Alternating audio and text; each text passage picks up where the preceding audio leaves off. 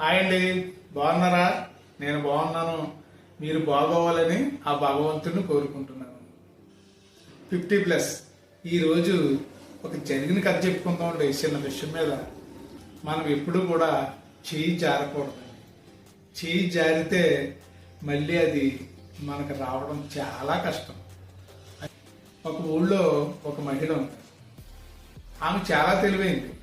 భర్త అమాయకుడైన తన శక్తి యుక్తులతో పిల్లలను పెద్ద చేసి చక్కగా పెంచి ప్రయోజకులను చేసింది. అయితే తను ఉండడానికని ఒక ఇల్లు కట్టుకుంది. తర్వాత భర్త చనిపోవడం, పిల్లలకు పెళ్లిళ్ళు అయిన తర్వాత తనకున్న ఇల్లును కూడా పనిచేసింది. ఇల్లు వాట వచ్చిన కోడలు తనని ఇంటిలో ఉండనివ్వలేదు. తన తనువు సాధించే వరకు ఆ ఇంటిలోనూ ఉండి జీవించాలనేది ఆమె కోరిక. అయితే ఆమె ఆశ నిరాశ అయింది. ఎందుకంటే తన ఇంట్లో ఒక గది కూడా ఉంచుకోకుండా అందరికీ పని చేయడమే దీనికి ప్రధాన కారణం. ఉండడానికి ఇంటిలో చోటు లేక చివరికి చిన్న కొడుకు దగ్గరికి వెళ్ళింది. చిన్న కొడుకు పొరుగురులో ఉంటున్నాడు.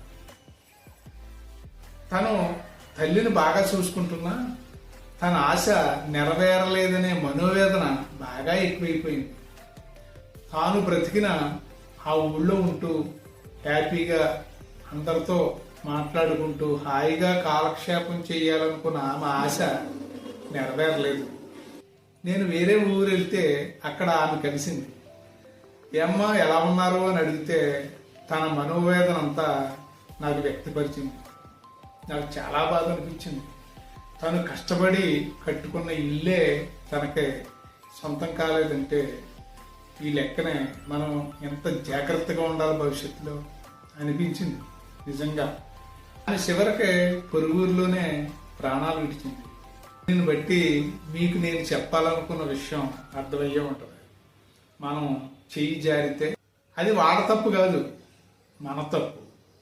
పిల్లల్ని కనాలి, చదివించాలి, ప్రయోజకులు చేయాలి. అలా పంచిన తల్లిదండ్రులు చాలా మంది బజార్ను పడ్డారు. ఇలా అందరి కొడుకులు ఉంటారని లేదండి, మంచి వాళ్ళు ఉన్నారు.